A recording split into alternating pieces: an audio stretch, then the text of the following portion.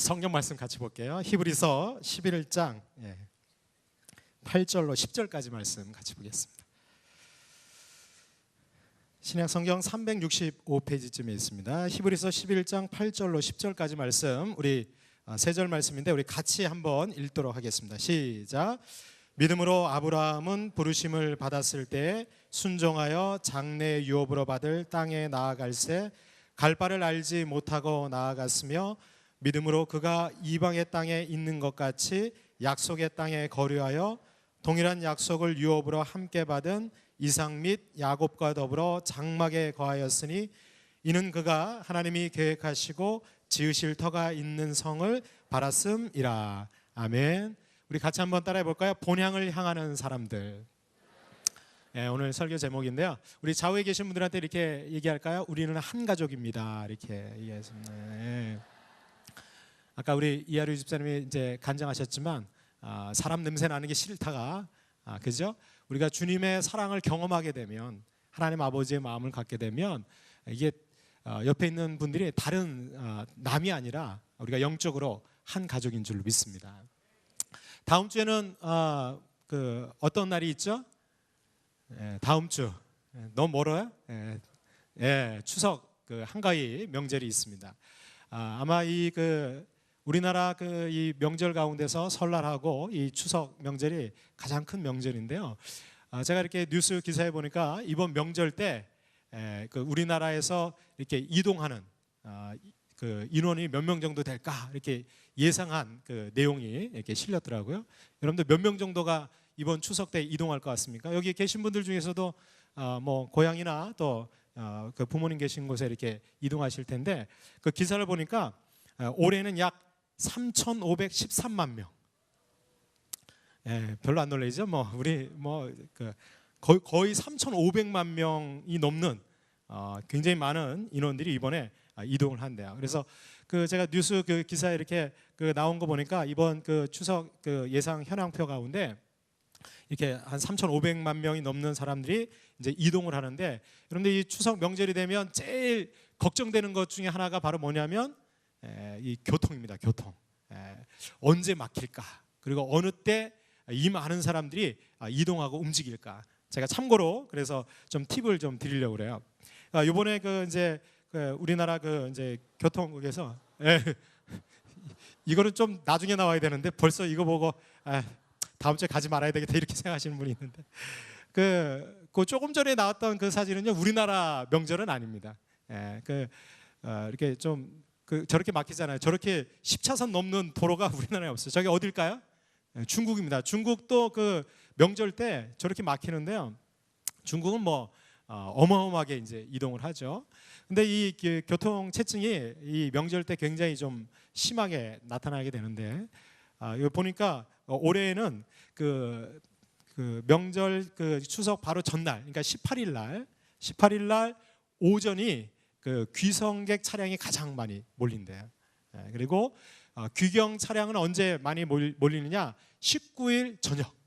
그러니까 추석 당일 저녁 때 제일 많이 이 귀경 차량들이 몰릴 것이다. 그래도 감사한 거는 이번에는 이제 연휴 기간이 이렇게 좀 길어서 이렇게 분산이 된다고 해요.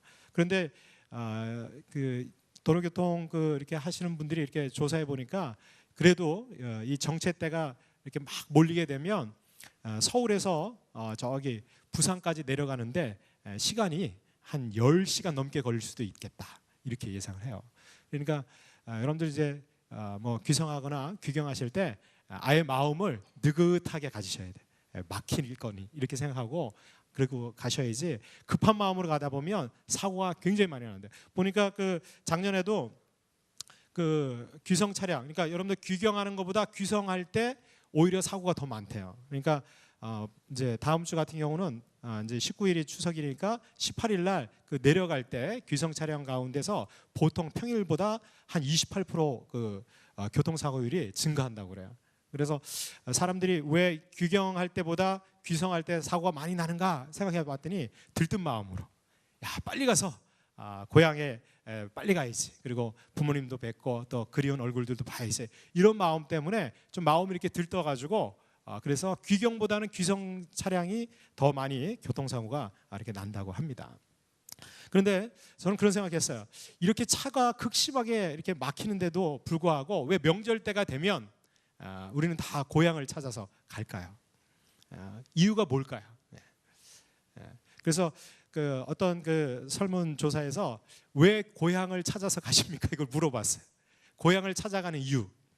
여러분들, 우리가 고향하면 내가 태어난 곳 또는 내가 자라난 곳, 이것이 고향이라고 생각해요. 그런데 엄밀하게 이 명절 때 고향을 찾아가는 사람들한테 설문조사를 해보니까 내가 태어났기 때문에, 내가 자랐기 때문에 고향을 찾아간다는 응답은 의외로 적었어요. 그럼 왜 찾아가느냐? 왜 이 명절 때가 되면 귀성을 하느냐? 이렇게 물어봤더니 제일 많은 대답이 부모님이 거기 계시기 때문에, 또는 뭐 형제들이, 내 친척들이, 내 친구들이 거기 있기 때문에. 그러니까 여러분들, 고향이라고 하는 의미가 그냥 내가 태어났다라고 하는 지역의 의미가 아니라 나랑 관계가 있는 내 가족, 내 부모님, 그리고 내 사랑하는 형제, 또 친구들이 거기에 있기 때문에 그 사람들을 만나기 위해서 귀성을 하는 거예요. 그러니까 내가 비록 태어난 곳이 아니더라도 부모님이 만약에 고향에서 다 떠나서 뭐 안산에 다 살고 계시다. 그런데 내가 태어난 곳이 저기 부산이라고 생각해가지고 거기 아무도 살지 않고 있는데 명절 때 부산에 혼자 내려가는 사람이 있을까요, 없을까요? 뭐 그 중에는 있겠죠. 부산 바다를 보러 가시는 분도 있겠지만 거의 내려가지 않는다는 거예요. 그래서 요즘은 역귀성이라는 말도 있어요. 그래서 부모님들이 자식들이 살고 있는 곳으로 이렇게 다시 올라오거나 찾아오는 경우도 있다고 합니다. 그래서 엄밀한 의미에서 우리가 고향이라고 하는 것은 그냥 지역적인 어떤 내가 그곳에서 태어나고 자랐다라고 하는 의미보다는 나랑 관계를 맺고 있는 가장 가까이에 있는 그 가족들, 특히 부모님들이 계실 때 고향으로서 의미가 있는 거예요. 그런데 명절 때 부모님 여기 돌아가신 분들이 있잖아요, 그죠? 그런 분들은 굳이 이렇게 고향을 이렇게 어렵게 찾아서 가지 않는다는 것이죠.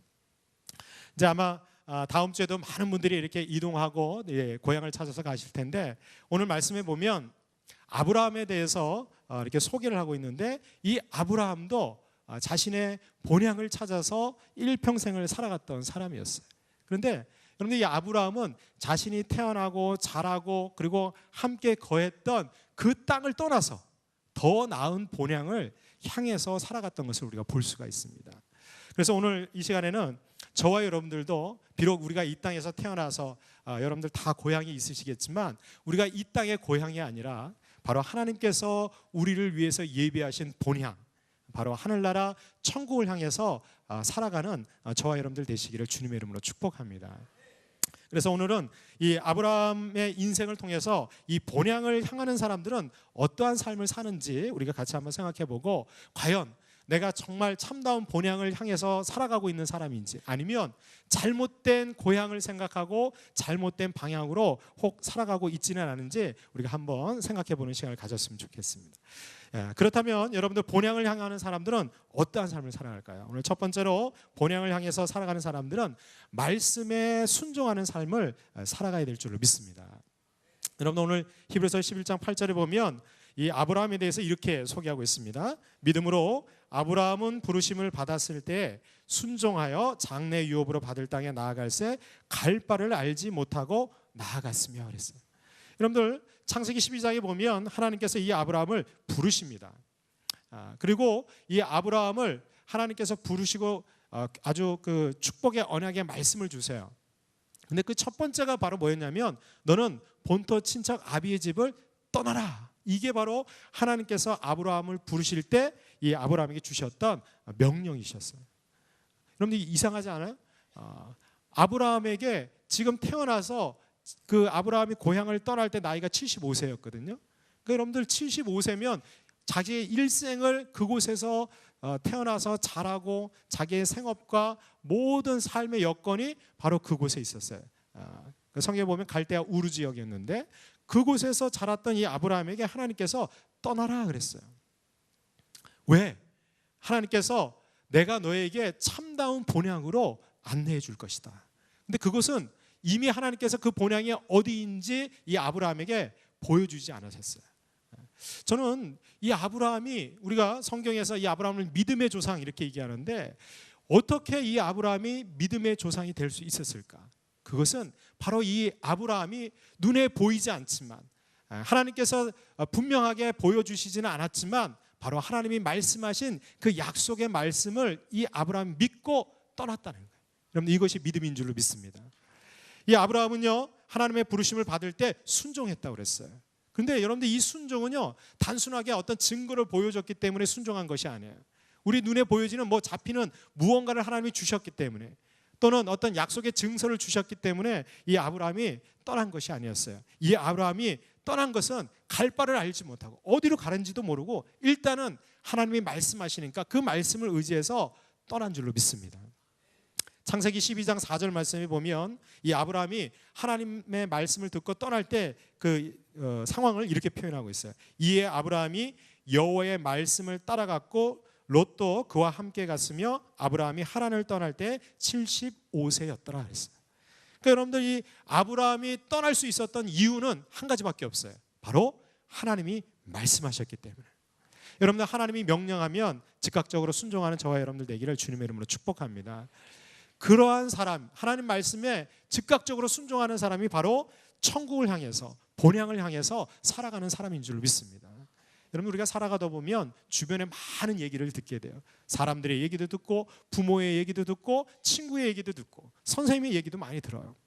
여러분들, 그 얘기들이 때때로 나에게 도움이 되고 내가 인생을 살아가는 데 있어서 굉장히 필요한 말씀들이 많이 있죠. 그러나 여러분들, 우리가 살아갈 때 우리의 인생의 방향은 바로 하나님의 말씀에 우리가 기준을 삼아야 될 줄로 믿습니다.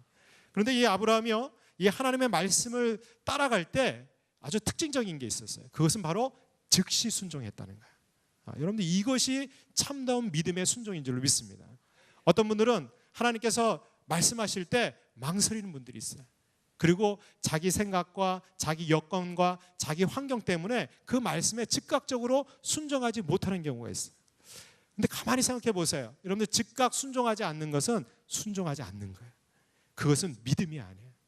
여러분들, 이 아브라함은요, 하나님께서 어느 날 이 아브라함에게 너는 본토 친척 아비의 집을 떠나라 이렇게 말씀하실 때 아브라함은 즉각적으로 떠난 줄 믿습니다. 그것이 어떻게 가능했을까? 저는 생각해 봤어요. 이 아브라함이 정상적인 사람은 아닌 것 같다. 그죠? 온전한 사람은 그렇게 떠날 수 없어요. 여러분들 생각해 보세요. 오늘 이제 심야 기도회 다 마치고 집에 들어가셔서 이제 저녁 늦게, 아마 밤 늦게 피곤할 때 이제 주무셨어요. 그런데 갑자기 여러분들 실컷 푹 자고 있는데 갑자기 하나님의 음성이 들려요. 이야루야 이렇게 불러요. 아까 하나님의 음성을 듣는다고 그랬잖아요. 그죠? 딱 들려요. 그런데 하나님께서 딱 얘기해요. 너 지금 안산 땅을 떠나서 떠나라. 하나님 어디로요? 그거는 차차 알게 될 거고 일단 정리하고 떠나라. 그냥 다 정리하고 떠나라는 거예요. 여러분, 그 말씀이 나에게 오늘 이 밤에 하나님께서 나에게 말씀하신다면 내일 아침에 다 집 정리하고, 그죠? 다 정리해가지고 떠날 수 있겠어요? 아멘. 대단하신 분이에요. 제2의 아브라함이 될 줄을 믿습니다. 근데 저는 제가 곰곰이 생각해 봤어요. 하나님, 이 밤에 나에게 만약에 떠나라 그러면 그게 쉬운 일일까 말이죠. 여러분, 그 떠난다는 것은요, 별로 그렇게 쉬운 일이 아니에요. 생각해 보세요. 내 직장이 여기 다 있어요. 그래도 직장에 가서 얘기를 해야 될 거 아니에요. 그죠? 그리고 일단 가족들한테도 설명을 해줘야 될 거 아니에요. 나는 직접 하나님의 음성을 들었지만 내 가족들은 못 들었잖아요. 그렇죠? 그 어떻게 아내하고 자식들을 어떻게 설득을 하겠어요? 그리고 주변에 있는 친구들은 어떻게 생각하겠어요? 쟤 무슨 일이 생긴 거 아니야? 야밤도주를 하다니 왜 그럴까? 그리고 어떻게 돈 꿔줬던 거 어떻게든지 받으려고 그럴 거 아니에요. 정리해야 할 일들이 얼마나 많은지 몰라요. 그런데 여러분들, 이 아브라함에게는 그 즉각적으로 말씀에 순종하는 믿음이 있었어요. 하나님께서 어쩌면 아브라함의 그 믿음을 보시고 이 아브라함을 택한 줄로 믿습니다. 제가 저 예전에 같이 이렇게 사역했던 그 목사님 중에 한 분이 이제 대전에서 이제 목회를 이렇게 하시는데, 한 번은 그 목사님하고 이렇게 얘기 나누면서 아주 그 재미있는 그 얘기를 들었어요. 그 대전 대덕구청인가요? 대덕구청에 그 구청장이 이제 몇 년 전에 이렇게 새로 선출이 되셨는데 정용기라고 하는 구청장님이 거기에 이렇게 이제 구청장으로 당선이 돼서 민선 구청장으로 활동을 하는데 이분이 특징이 있대요. 그 캐치프레이즈를 그 구청 그 시장에다 딱 뭐라 써냐면 즉각 행정 이렇게 써붙였대요. 그러고 나서 뭐 하냐면 일주일에 한 번, 그러니까 목요일 날인가요? 이렇게 날을 딱 정해놓고 그날은 그 민원이 있는 현장에 직접 이 구청장님이 자전거를 타고 가는 거예요. 가가지고요 그 현장에서 직접 그 민원을 듣고 즉각으로 그 행정 조치를 행하는 거야. 그러니까 그 이제 구청장이 가면 거기 이제 구청의 직원들이 같이 또 자전거 타고 따라가는 거예요. 가가지고 거기서 관련된 그 구청 이제 직원들한테 이 문제를 이렇게 해결해라. 현장에서 회의하고 현장에서 결정해서 조치를 시켜주는 거야. 그래서 그 사례를 보니까 어떤 그 주민이 이제 그 위에서 이제 그 건축을 했는데 그 도로가 이렇게 꺾여지는 도로인 거야. 그래서 그 도로가 꺾여지는데 그 아이들도 많이 다니고 그래서 이제 차량이 이제 다니면서 굉장히 좀 위험하다. 그래서 거기에 이렇게 반사경이 있잖아요. 그러니까 꺾어지는데 도로에 이렇게 차가 내려오면 이렇게 동그란 그 거울 같은 걸 이렇게 세워놓으면 저쪽에서 이렇게 돌아오는 그 차가 이렇게 보이는 반사경 있잖아요. 그걸 좀 설치해줬으면 좋겠다라고 민원을 이제 신청을 한 거야. 그러니까 이제 그 목요일 날 아침에 이제 구청장님 이제 신청된 그 민원을 보고 자전거를 타고 간 거야. 그 현장에 가 보니까 실제로 이렇게 도로가 이제 공사 때문에 이렇게 꺾어져 가지고 굉장히 좀 이렇게 위험하게 돼 있다라는 것이죠. 그래서 거기 보니까 초등학교 어린이들도 많이 다니고 그래서 안 되겠다. 이거 빨리 조치를 취해야 되겠다. 그래서 그 자리에서 이렇게 관계되는 이제 구청 직원한테 이제 협의를 하고 얘기를 했어요. 그리고 그 다음 날 아침에 그 금요일 아침에 그 반사경을 세운 거예요. 그러니까 여러분들 그 구청에서 그렇게 하루 만에 그런 민원을 이렇게 소유를 해주니까 이 그 주민이 감동을 받은 거예요. 그래가지고요 그 이제 대덕구청에다가 계속 그 민원 신청을 하는데 그런 사례들이 이제 계속 나오는 거죠. 그러니까 이 구청장님이 그 하루에 그 이제 목요일 하루 동안 이렇게 자전거 타고 다니는 거리가 한 13km 된대요. 그래서 보통 그 하루에 처리하는 그 민원 건수가 한 14건.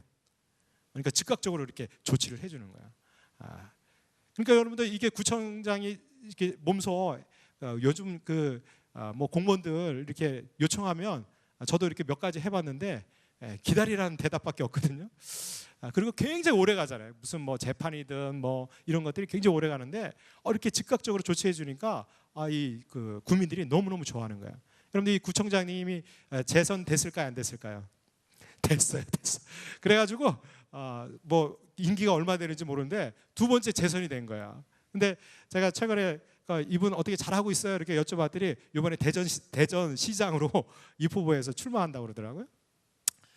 근데 제가 그걸 보면서 그 목사님하고 하면서 어떻게 그 구청장님이 그런 생각을 할 수 있었느냐 그랬더니 그 구청장이 이렇게 취임하면서 그런 얘기를 하더래요.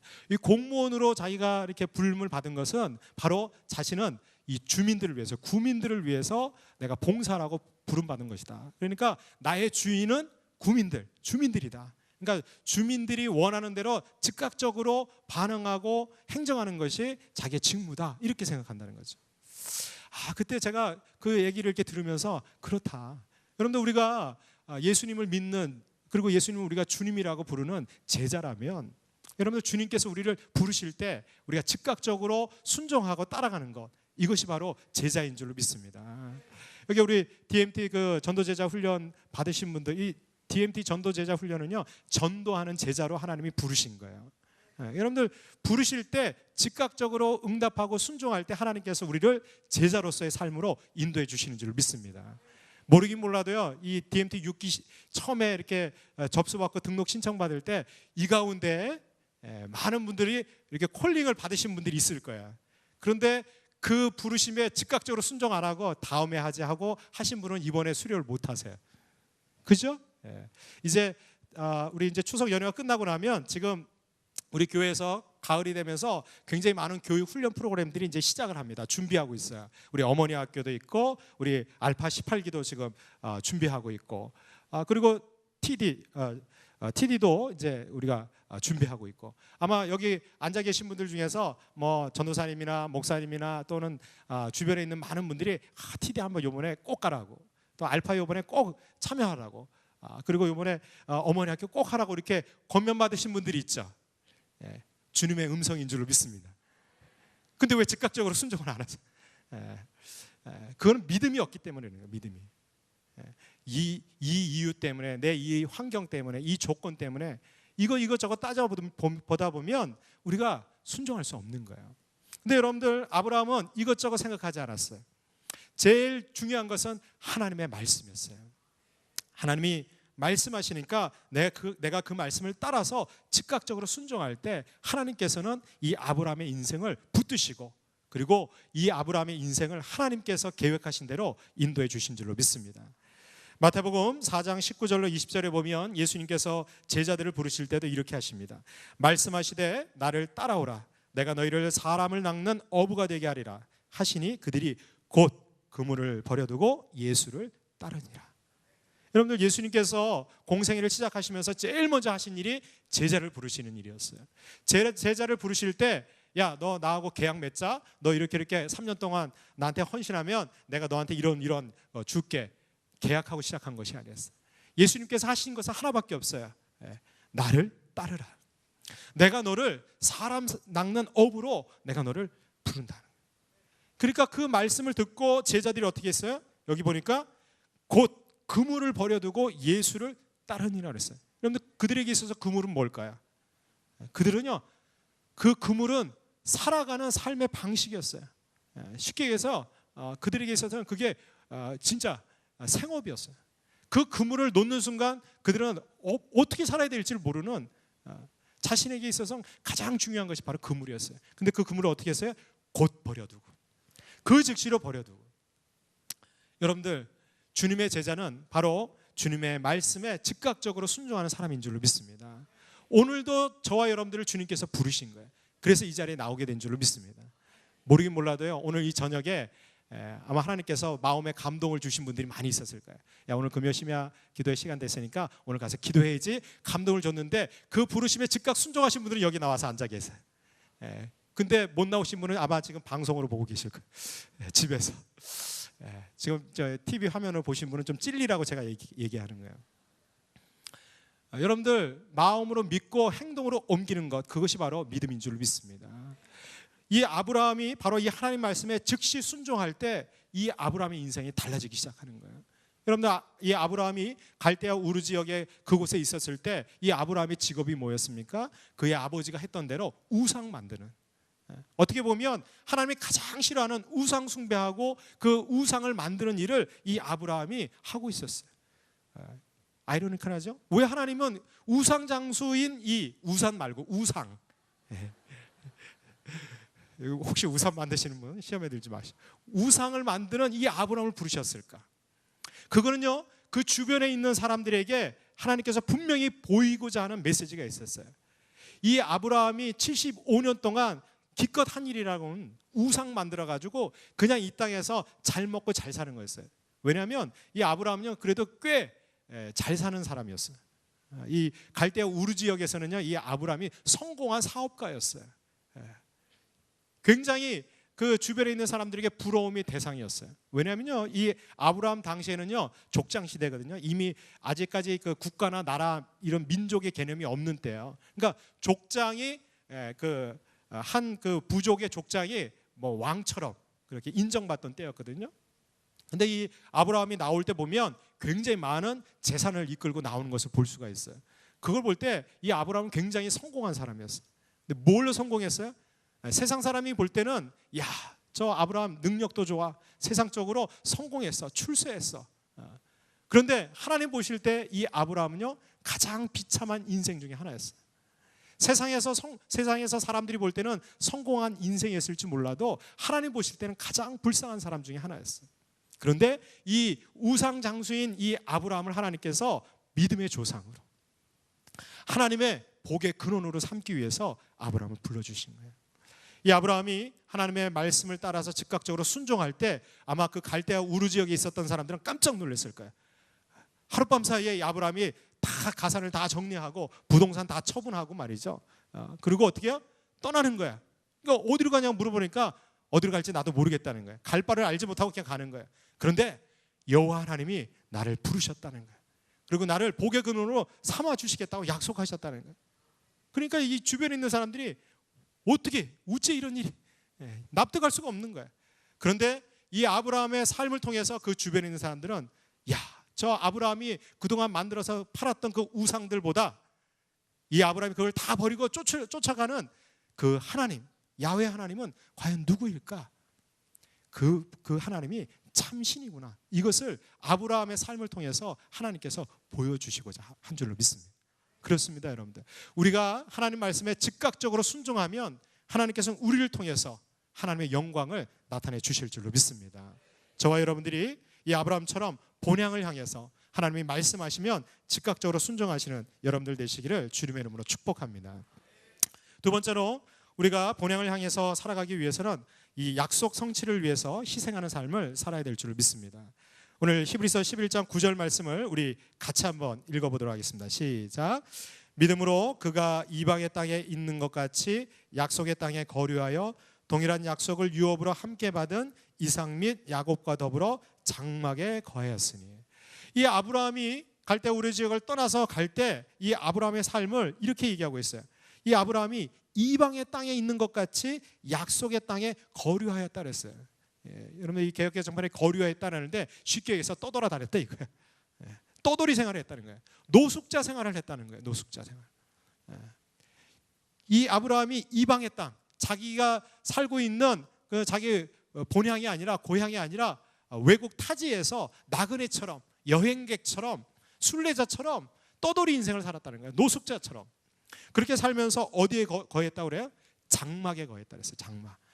요즘은 그 캠핑이 대세라고 하는데 이 아브라함 시대 때는요 지금처럼 낭만적인 그런 캠핑이 아니에요. 진짜 갈 곳 없는, 정처 없이 거할 곳이 없는, 그리고 정착하고 안주할 수 없는 떠돌이 인생이 바로 이 텐트 장막에 사는 거예요. 그런데 이 아브라함만 산 것이 아니에요. 그와 함께 이 약속을 유업으로 함께 받은 이 이삭 그리고 야곱, 이 이삭과 야곱도 그러한 인생을 살았다는 것이죠. 여러분들 이 아브라함, 이삭, 야곱은 바로 이스라엘 민족에게 있어서는요 자신들에게 가장 중요한 조상들이었어요. 그런데 이들의 삶이 다 텐트, 장막에 살았다는 거예요. 왜 아브라함과 이 이삭과 야곱은 장막에 살았을까요? 왜 이런 떠돌이 삶을 살았을까요? 그 이유는 하나님이 주신 약속을 성취하기 위해서. 그래서 자신의 그런 불편함, 그런 수고로움, 그리고 자신이 누리고 있었던 것을 다 포기할 수 있었던 거예요. 여러분 그렇습니다. 본향을 향해서 살아가는 사람들, 하나님의 부르심을 받은 저와 여러분들은 이 땅에 소망을 두는 것이 아니라 하나님 나라를 위해서, 그 약속을 이루기 위해서 그 어떤 것도 희생하고 섬길 수 있는 그러한 하나님의 자녀가 되어야 될 줄로 믿습니다. 제가 최근에 우리 더 내려놓음 이것을 쓰신 그 이용규 선교사님 쓰신 그 떠남이라고 하는 책을 봤어요. 이 아브라함에 대한 그 이야기가 거기에 이제 기록되어 있는데 이 아브라함의 삶에 대해서 이 이용규 선교사님이 이렇게 얘기하면서 내려놓고 더 내려놓는 것, 이것은 단순하게 내 것을 포기하는 그런 것이 아니다. 더 나은 삶을 위해서 그보다 덜 중요한 그것을 포기하는 것, 그것이 바로 진정한 내려놓음이다. 아브라함은 그것을 위해서 떠날 수 있었다는 거예요. 여러분들 아브라함이 자신의 그 갈대 우르 지역에 있었던 모든 삶의 터전들을 다 포기하고 떠돌이 인생으로 살아갈 수 있었던 이유가 있었어요. 왜? 그 자신의 삶의 기반보다도 더 중요한 하나님의 약속이 있었기 때문에. 그것은 바로 하나님께서 이 아브라함을 하늘의 별과 같이, 바다의 모래같이 수많은 믿음의 자녀들의 조상이 되게 하는, 바로 복의 근원이 되게 하는 그 놀라운 약속을 하나님께서 이 아브라함에게 주셨다는 것이죠. 아브라함은 그 약속을 이루기 위해서, 그 약속을 내가 누리기 위해서 이 세상에서 내가 갖고 누리고 얻었던 모든 것을 포기할 수 있었다는 거예요. 여러분들 우리가 주님의 부르심에 떠나고 또 하나님께서 예비하신 축복과 은혜를 누리기 위해서는 내 것을 포기해야 될 줄 믿습니다. 너무 내 것을 많이 소유하고 갖고 있기 때문에 하나님의 은혜와 복이 임할 수가 없는 거예요. 여러분들 그 예전에 그 하덕규 씨 있죠? 시인과 촌장에 그 하덕규 씨가 노래했던 그 가시나무새 그 여러분들 그 노래 아실 거예요. 거기 보면 그 가사가 이렇게 시작해요. 내 속에 내가 너무도 많아. 당신의 쉴 곳이 없고. 여러분 그렇습니다. 주님을 우리가 주님 나에게 오세요. 오늘 이 밤에도 우리가 함께 기도할 때 성령님 우리 가운데 임하시고 기름 부어주시고 충만하게 해주세요. 그런데 성령님께서 뭐라고 해요? 야, 너 안에 너무 지저분한 게 가득 차 있어. 내가 들어갈 곳이 없어. 여러분 그렇지 않습니까? 내 마음의 집에, 내 영혼의 이 집에 세상 것으로 너무 가득 차 있는 거예요. 그 더러운 것들이 가득 차 있으니까 주님의 거룩하심이 임재할 수가 없는 거예요. 여러분들 내 속에 있는 것을 비울 때, 주님의 약속을 위해서 내가 과감하게 포기할 때 하나님의 거룩하심이 우리 가운데 임하게 될 줄을 믿습니다. 아브라함에게 하나님께서 제일 먼저 떠나라고 한 것은 떠나야지 새로운 것으로 인도할 수 있는 거예요. 그렇지 않겠어요? 여러분들 이게 우선순위가 이게 바뀌게 되면 하나님 먼저 우리에게 채워주세요. 먼저 주시면 제 거 내가 내어드릴게요. 그럴 수가 없는 거예요. 여러분들 가만히 보세요. 우리 그 자녀들이요. 제가 이제 우리 이제 막내 아들이 이제 내일 생일이라고 뭘 사달라고 자꾸 그래요. 근데 제가 가만히 보니까 걔 그 장난감 통에 장난감이 가득해. 그래서 저거 먼저 다 친구들 뭐 주던가 해야지 제가 새로 사준 거 그거 거기다 담을 수 있는 거죠. 근데 그 아이는 어떻게 해요? 먼저 달라는 거야. 그거 주면 저거 버리겠다는 거예요. 근데 제가 볼 때는 그거 주면 안 버려. 절대로 안 버려. 또 쌓이고 쌓여요. 그래서 제가 느끼는 게 그거예요. 하나님께서 우리에게 포기하고 버리라고 하는 것은 우리를 시험하기 위해서가 아니에요. 우리에게 더 좋은 거, 정말 값진 거, 정말 우리에게 필요한 거 주시기 위해서 우리에게 비우라고 명령하시는 줄 믿습니다. 아브라함에게 떠나라고 하셨을 때, 그리고 이 아브라함이 다른 모든 것을 다 포기하고 떠날 때 하나님께서는 그의 삶에 계속해서 새로운 은혜로 채워주신 줄로 믿습니다. 아브라함은요, 일평생 동안 자기를 비우는 연습을 했어요. 바로 그 약속을 이루기 위해서 계속해서 포기하는 삶을 살았던 사람이 바로 이 아브라함이었어요. 히브리서 7장 2절 3절에 보면 이 아브라함이 하나님 앞에 자신에게 주신 그 약속을 성취하기 위해서 행동했던 아주 놀라운 행동이 하나 있어요. 그게 바로 하나님 앞에 11조 예물을 드린 거였어요. 히브리서 7장 2절로 3절에 보니까 아브라함이 모든 것의 10분의 1을 그에게 나누어 주니라. 그 이름을 해석하면 먼저는 의의 왕이요 그 다음은 살렘 왕이니 곧 평강의 왕이요 아버지도 없고 어머니도 없고 족보도 없고 시작한 날도 없고 생명의 끝도 없어 하나님의 아들과 닮아서 항상 제사장으로 있느니라. 지금 이 히브리서 7장에 얘기하고 있는 이 이야기는 창세기 14장에 나오는 내용인데요. 이 아브라함의 조카 롯이 가나안 지역에 있었던 그 왕들에 의해서 납치돼 갑니다. 그래서 이 아브라함이 롯을 이제 구출하기 위해서 가죠. 그리고 그 왕들과 싸워가지고 이 아브라함이 승리하게 됩니다. 그리고 그 전리품들을 다 뺏어가지고 오다가 그 길 도중에 멜기세덱의 그 왕, 살렘 왕 멜기세덱을 만나게 돼요. 그런데 이 멜기세덱을 딱 보자마자 이 멜기세덱이 아브라함을 갖다가 축복합니다. 근데 여러분 가만히 보세요. 이게 멜기세덱이 아브라함을 이렇게 축복하고 나니까 이 아브라함이 감동을 받아요. 그리고 나서 그 멜기세덱 살렘 왕 멜기세덱에게 자신의 그 10분의 1을 그에게 드려요. 그리고 나중에 그 10분의 9도 자기가 다 취한 것이 아니라 내가 이 전리품 다 취하지 않겠다. 그리고 다 나눠줍니다. 그런데 이 아브라함이 왜 이 살렘 왕 멜기세덱에게 자신의 그 전리품 중에 10분의 1을 드렸을까? 그래서 이 살렘 왕 멜기세덱에 대한 설명을 오늘 히브리서 기자가 이 7장 2절로 3절까지 하는 거예요. 이 멜기세덱은요, 이름을 해석하면 의의 왕이라는 거예요. 살렘 왕. 그리고 평강의 왕이다. 원래 이 살렘이라는 게 샬롬, 그죠? 그래서 평강 이거랑 같은 어원이거든요. 그래서 예루살렘 하면 평강의 성, 평강의 도시 뭐 이런 뜻이 있어요. 그런데 이 멜기세덱은 살렘 왕, 평강의 왕이다. 근데 아버지도 없고 어머니도 없고 족보도 없고 시작한 날도 없고 생명의 끝도 없다. 여러분 누구 같아요? 예수님, 주님이에요. 구약 성경에 등장한 예수 그리스도. 바로 성자 하나님의 모습으로 나타나는 거예요. 그래서 히브리서 기자가 얘기하는 거예요. 하나님의 아들과 닮았다 그랬어요. 그러니까 여러분들 이 멜기세덱은요 바로 예수 그리스도. 그래서 히브리서 기자가 계속해서 얘기하는 것이 이 예수님이 바로 멜기세덱의 반차를 쫓아서 대제사장으로 자신의 몸을 산 제물로 드렸다. 이것을 히브리서에서 얘기하고 있는 거예요. 그러니까 여러분들 이 아브라함은요 살레망 멜기세덱을 딱 보자마자 영감으로 야 저분은 사람이 아니라 하나님이시구나. 성자 하나님이라는 것을 영감으로 이 아브라함이 딱 깨닫게 되는 거예요. 그러니까 그 멜기세덱 그 왕에게 자신의 10분의 1을 예물로 드리는 거예요. 많은 분들은요 이 11조 예물 교회에서 이렇게 얘기하면 그거 그 말라기서에 나오는 그 11조 그 얘기 때문에 아마 교회에서 얘기하는 걸 거야 이렇게 얘기하는데, 여러분들 이 율법은요 그 모세 이후에 쓰여진 거거든요. 그러니까 모세 이전에는요 율법이 없었어요. 그죠? 성경 말씀도 없었어요. 그러니까 아브라함은 모세보다 조상이거든요. 그러니까 이 아브라함 시대 때는요 구약 성경도 없는 거예요. 율법도 없어요. 그러니까 여러분들 11조는요 율법에 정해졌기 때문에 우리가 의무적으로 해야 되는 의무 행위가 아니에요. 그것은 바로 아브라함이 본으로 보여준 거예요. 내 인생의 주인, 그분이 바로 주님이시라고 하는 고백으로 10분의 1을 하나님 앞에 드린 줄로 믿습니다.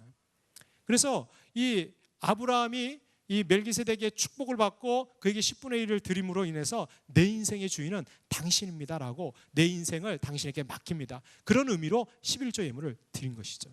그러니까 여러분들 우리가 헌금을 한다는 거, 11조 예물을 드린다는 것은요 단순하게 내가 돈을 헌금한다 그런 의미가 아니에요. 그것은 내 인생의 주인이 주님이십니다. 내 삶의 모든 것은 하나님이 주셨습니다. 그 고백인 줄로 믿습니다. 그러니까 여러분들 믿음이 없으면 헌금을 못하는 거예요. 돈이 없어서 헌금을 못하는 게 아니에요. 여러분들 재물이 없어서 11조를 못하는 것이 아니에요. 믿음이 없기 때문에. 하나님이 내 인생의 주인이라고 하는, 내 인생의 모든 것을 하나님이 주셨다라고 하는 믿음이 없기 때문에 11조 예물을 못하는 거예요. 그런데 이 아브라함은 율법이 있기 이전에 이미 하나님이 내 인생의 주인이시고 내 인생을 책임져 주시고 나에게 주신 이 모든 이 전리품이 하나님의 것이라고 하는 믿음의 고백이 있었기 때문에 하나님을 위해서 그것을 드리게 된 줄로 믿습니다. 바로 그것은 약속을 이루실 분이 하나님이시기 때문에 그래요. 여러분들 우리의 인생도 하나님이 책임져 주시고 이루어 주실 줄로 믿습니다. 또한 이 아브라함이 하나님 앞에 이 약속을 이루기 위해서 이렇게 하나님을 위해서 희생했던 가장 큰 희생 중에 하나가 바로 이삭을 드린 때였어요. 히브리서 11장 17절에 보니까 아브라함은 시험을 받을 때 믿음으로 이삭을 드렸으니 그는 약속들을 받은 자로 돼 그 외아들을 드렸느니라. 이 아브라함이 그냥 단순하게 재물만 드리고 또 자신의 삶을 포기하고 그 약속 성취를 위해서 희생한 것으로 끝난 것이 아니라 어쩌면 자신의 생명보다도 더 소중한 외아들 이삭까지도 하나님께 드린 줄 믿습니다. 저는 그런 생각했어요. 이 아브라함이 아들을 데리고 모리아산으로 가서 제물로 드리러 갈 때 이 아브라함의 마음이 어땠을까? 성경에 보니까 이 아브라함이 하나님께서 야, 내 아들 이삭을 제물로 드려라. 그리고 이 하나님이 말씀하세요. 그러니까 거기에서 또 이 아브라함이요 즉각적으로 순종합니다. 사라한테 말도 안 해요. 아마 사라한테 얘기했으면 사라가 울고불고 난리 났을 거예요. 그죠? 그리고 이 양반이 노망이 들었나 왜 이럴까 막 이랬을 거예요. 그러니까 그럴 거 다 차치하고 그냥 이삭만 딱 데리고 모리아산으로 가는 거야. 그리고 자세하게 얘기도 하지 않습니다. 야, 하나님께서 저기 모리아산 가서 제사 드리라고 하니까 가자. 그리고 어떻게 해요? 이 이삭한테 나무 그 장작들 다 매게 하고 출발하는 거예요. 그런데 그 길이 3일 길을 갑니다. 사흘 동안. 사흘 동안 가면서 이 이삭이 아브라함에게 계속 물어요. 아버지, 장작도 있고 다 있는데 재물은 어디 있나요? 계속 물어요. 근데 이 아브라함은 알고 있어요. 재물은 누구예요? 바로 이삭이었어요. 근데 이삭이 어떻게 야 너가 재물이다 이렇게 얘기할 수 있겠어요? 그 당시 그 아브라함의 나이는요 100세가 넘은 할아버지고요. 이삭은 지금 이제 혈기왕성한 청년이에요. 만약에 아브라함이 야 너가 재물이야, 너 이제 가가지고 각 떠가지고 다 잘라가지고 하나님에 불태워가지고 너 드릴 거거든. 그러면 이 이삭이 어땠을까요? 아버지가 정상이 아니야 뭐 이렇게 하고 도망갔을 수도 있어요. 그런데 이 아브라함이 뭐라고 얘기합니까? 하나님이 재물은 예비해 주실 거야. 그리고 데리고 와요. 근데 3일 동안 이 아브라함의 생각과 마음이 어땠을까? 계속 이삭은 물어요. 한 번만 묻지. 아버지, 재물은 어디 있어? 이상한데, 낌새가 이상하거든. 재물을 가지고 가야 되는데 재물이 없는 거예요. 나무만 자기가 지고 가고. 그런데요, 아브라함은요, 이 이삭을 정말로 하나님 앞에 죽여서 제물로 드리려고 했어요. 그걸 어떻게 알 수 있냐면요, 히브리서 11장 19절에 보면 이 아브라함이 이삭을 제물을 드릴 때 어떠한 믿음으로 이 이삭을 드렸냐면, 하나님께서 아들을 죽은 자 가운데서 살리실 줄을 믿고 이 이삭을 아브라함이 드렸다고 증거하고 있어요. 그러니까 여러분들, 이 아브라함은요, 부활 신앙이 있었어요. 생명까지도 주장하시는, 죽음도 이기실 수 있는 하나님의 능력을 이 아브라함은 믿었다는 거예요. 그러니까 그 어떤 것도 하나님의 약속을 위해서 희생하고 버릴 수 있었던 거예요. 여러분들, 하나님께서 우리에게 요구하실 때 그것은 하나님이 부족해서가 아니야.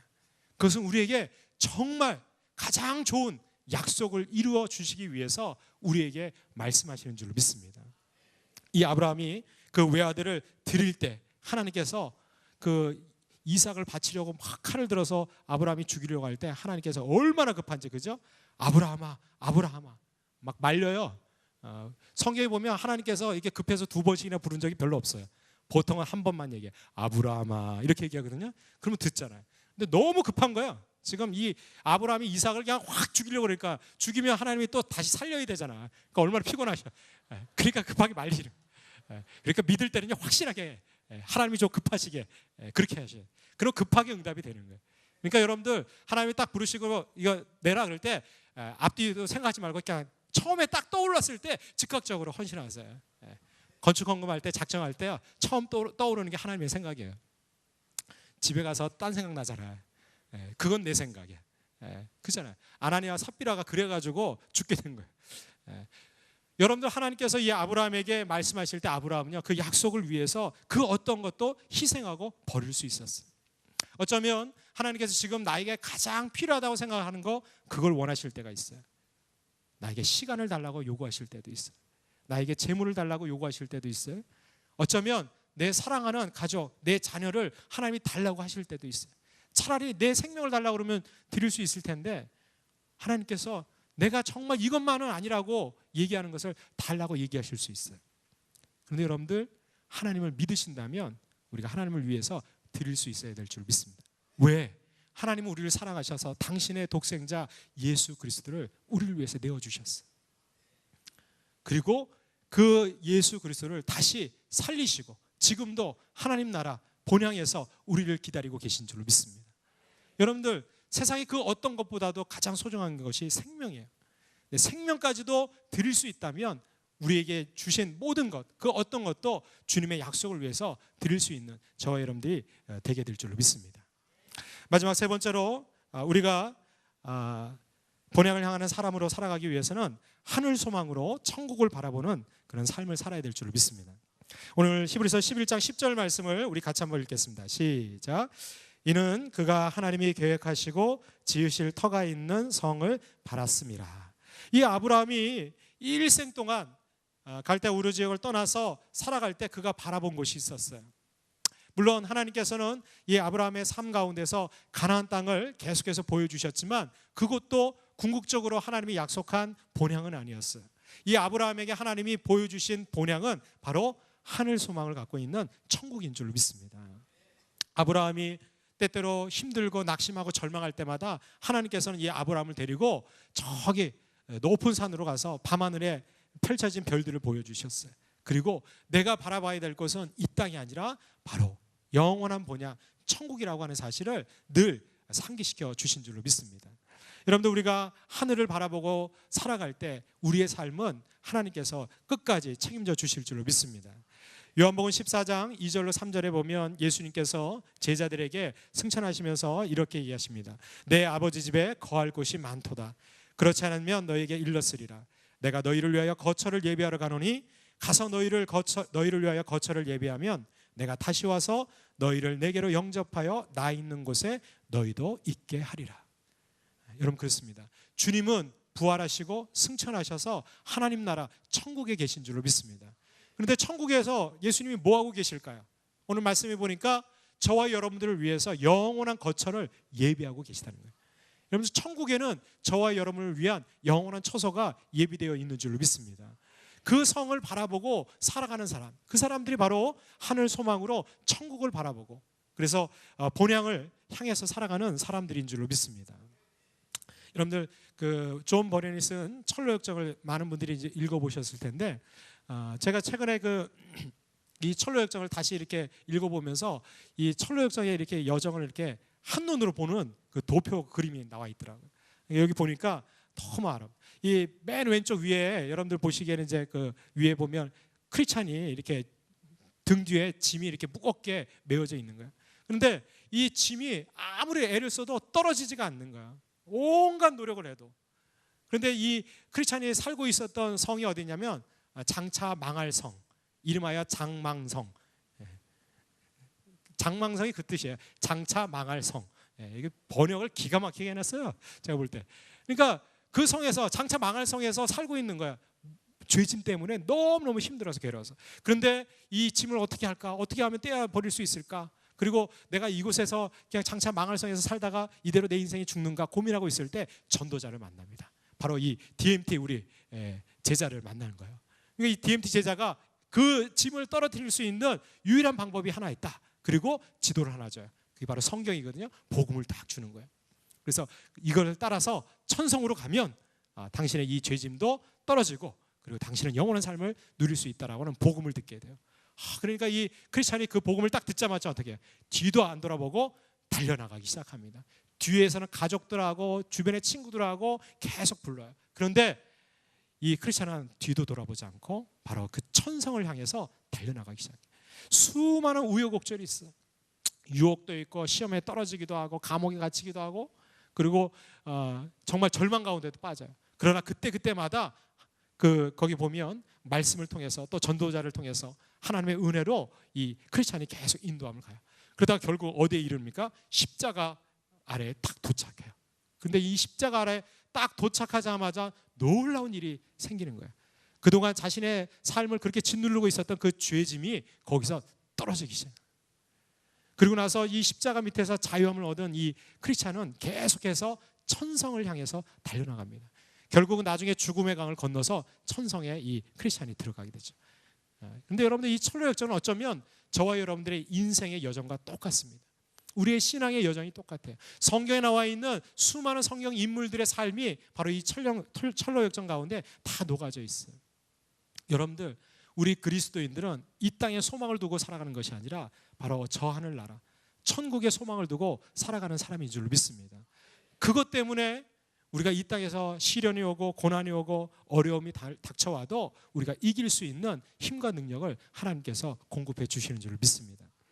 야고보서 2장 23절에 보니까 이 아브라함에 대해서 이렇게 평가하고 있습니다. 이에 성경에 이른바 아브라함이 하나님을 믿으니 이것을 의로 여기셨다는 말씀이 이루어졌고 그는 하나님의 벗이라 칭함을 받았나니. 여기 보니까 여러분들, 아브라함이 하나님을 믿었어요. 그 믿음대로 천성을 바라보고 그 약속을 이루기 위해서 끝까지 살아갔어요. 그것을 하나님이 의로 여겼다는 거예요. 의롭다, 너 이제 됐다. 그리고 나서 어떻게 했습니까? 말씀이 이루어졌다 그랬어요. 하나님의 약속이 이루어지게 된 거예요. 아브라함에게 하나님의 약속이 이루어지고 난 다음에 하나님께서는 이 아브라함을 나의 벗이라고 칭해 주셨어요. 그런데 벗이 뭐예요? 친구예요, 친구. 아브라함은 하나님의 약속을 이루고 난 다음에 하나님의 친구가 되었어요. 여러분들, 세상에 어떠한 호칭보다도 이런 감격스러운 호칭을 이 아브라함이 받게 된 줄 믿습니다. 아브라함은 천성을 향해서, 하나님 주신 그 약속을 향해서 끝까지 달려갔기 때문에, 그 믿음의 길을 떠나지 않았기 때문에 결국은 그 약속의 말씀이 이루어지고 하나님의 벗이라고 하는 놀라운 칭호를 받게 된 줄로 믿습니다. 저와 여러분들에게도 하나님께서 부르셨어요. 바로 하나님의 자녀로, 그리스도의 제자로, 또 하나님의 귀한 백성으로 우리를 불러주신 줄로 믿습니다. 그리고 저와 여러분들의 삶을 언젠가는 하나님께서 이루시고 성취해 주실 줄로 믿습니다. 갈라디아서 3장 28절로 29절에 보니까 너희는 유대인이나 헬라인이나 종이나 자유인이나 남자나 여자나 다 그리스도 예수 안에서 하나이니라. 너희가 그리스도의 것이면 곧 아브라함의 자손이요 약속대로 유업을 이을 자니라 그랬어요. 여러분들, 저와 여러분들이 그리스도 안에서 복음을 통해서 우리가 부름을 받았다면 우리는 다 그리스도의 가족이고 하나라고 오늘 분명히 얘기하고 있어요. 그리고 우리가 그리스도의 것이라면 저와 여러분들도 바로 믿음의 조상이었던 이 아브라함의 자손이라고 얘기하고 있습니다. 여러분 그렇습니다. 하나님께서 이 아브라함에게 너를 복의 근원으로, 열국의 아비로, 그리고 믿음의 조상으로 하나님께서 만드시겠다고 약속하셨어요. 그런데 여러분들 이 아브라함에게 주어진 약속의 아들은 이삭 하나밖에 없었어요. 아브라함은 그 이삭을 바라보면서 어떤 생각을 가졌을까요? 하나님, 하늘의 별과 같이 바다의 모래와 같이 수많은 믿음의 자손들을 나에게 주신다고 했는데 딸랑 약속의 아들은 이삭 하나밖에 안 주셨습니까? 이렇게 얘기할 수 있잖아요. 그런데 그것이 아니었어요. 하나님께서는 이 아브라함에게 바로 이 이삭과 그 후손 가운데 오실 메시아 예수 그리스도, 그리고 그 예수 그리스도를 통해서 믿게 될 구원받은 수많은 백성들, 바로 저와 여러분들이 바로 이 아브라함의 믿음의 자손이 될 것을 이 아브라함에게 보여준 줄로 믿습니다. 그리고 그 약속은 이루어졌어요. 우리가 다 믿음 가운데 승리하고 천성을 바라보고 천국에 올라가면 우리의 영적인 아버지인 하나님 아버지, 그리고 그 하나님께서 믿음의 조상으로 세운 그 아브라함이 저와 여러분들을 반겨줄 줄로 믿습니다. 제가 굉장히 좋아하는 성화 그림 중에 하나가 천국에서 예수님이 우리를 만나 주실 때 포옹하는 그림이에요. 그런데 이 사진을 보시면 여러분들 여기 예수님께서 우리를 안아주시거든요. 어쩌면 이 땅에서 시련과 고난 가운데 우리가 하나님 앞에서 내가 이 땅에서 주님 약속을 붙들고 이렇게 살았습니다. 때때로 힘들고 넘어질 때도 있었지만 그때마다 천국에서 나를 바라보시고 나를 위해서 응원해 주시는 주님을 내가 바라보고 살아왔습니다. 이렇게 고백할 때 주님께서 우리의 모든 눈물을 닦아주시고 우리에게 영원한 천국과 안식을 허락해 주실 줄로 믿습니다.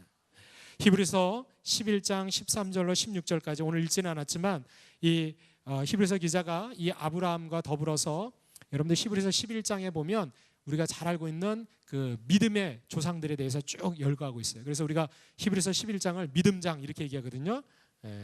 이 믿음이 무엇이냐, 그리고 믿음으로 산다는 게 뭐냐, 바로 이 히브리서 11장을 읽어보면 믿음의 사람들의 대표 주자가 쫙 열거가 되어 있어요. 그런데 이 모든 사람들에 대해서 이렇게 얘기하고 있습니다. 히브리서 11장 13절에 보니까 이 사람들은 다 믿음을 따라 죽었으며 약속을 받지 못하였으되 그것들을 멀리서 보고 환영하며 또 땅에서는 외국인과 나그네임을 증언하였으니 그들이 이같이 말하는 것은 자기들이 본향 찾는 자임을 나타냅니다. 그들이 나온 바 본향을 생각하였더라면 돌아갈 기회가 있었으려니와 그들이 이제는 더 나은 본향을 사모하니 곧 하늘에 있는 것이라. 이러므로 하나님이 그들의 하나님이라 일컬음 받으심을 부끄러워하지 아니하시고 그들을 위하여 한 성을 예비하셨느니라. 아브라함뿐만 아니라 모세나 믿음의 그런 모든 성경 인물들이 다 하나님께서 주신 약속의 믿음을 따라서 죽었어요. 그런데 구약시대의 인물들은요, 우리처럼 이렇게 분명한 약속이 아니었어요. 그냥 들려지는 약속. 왜냐하면 저와 여러분들은 확실하게 믿음의 약속, 성경 말씀을 하나님이 우리에게 주셨잖아요. 우리에게는 아주 명확하고 분명한 이 말씀을 통해서, 성경을 통해서 우리에게 약속을 주셨어요. 그러나 구약시대의 이 인물들은요, 기록된 말씀이 없었어요. 그냥 들려지는 말씀, 희미한 약속을 붙들고도 믿음으로 살았다는 거예요. 그리고 그들이 정말 그 약속이 없었다면, 그 믿음이 없었다면 자기가 나왔던 그 본향, 이 땅에서 태어난 그 고향으로 돌아갈 수 있었어요. 그런데 그들은 돌아가지 않았어요. 왜? 더 나은 본향, 하나님이 약속해 주신 그 천국 본향을 향해서 달려나가는 믿음이 있었기 때문에 그들은 돌아가지 않았다는 거예요. 여러분들, 저와 여러분들에게도 이 더 나은 본향, 바로 하나님이 예비하신 거룩한 새 예루살렘 성이 예비되어 있는 줄로 믿습니다. 여러분들, 그리스도인들은 그 본향을 향해서 살아가는 사람들이에요. 저와 여러분들 뒤돌아볼 필요 없어요. 여러분들 지금 신앙생활하는 것이 힘들고 어렵습니까? 그것 때문에 낙심하거나 절망할 필요 없어요. 우리에게는 더 나은 본향이 예비되어 있는 줄로 믿습니다. 오늘도 믿음을 갖고 이 아브라함처럼 또 구약에 나와 있는 모든 믿음의 선배들이 살아갔던 것처럼 이 더 나은 본향을 향해서 걸어가시는 저와 여러분들 되시기를 주님의 이름으로 축복합니다.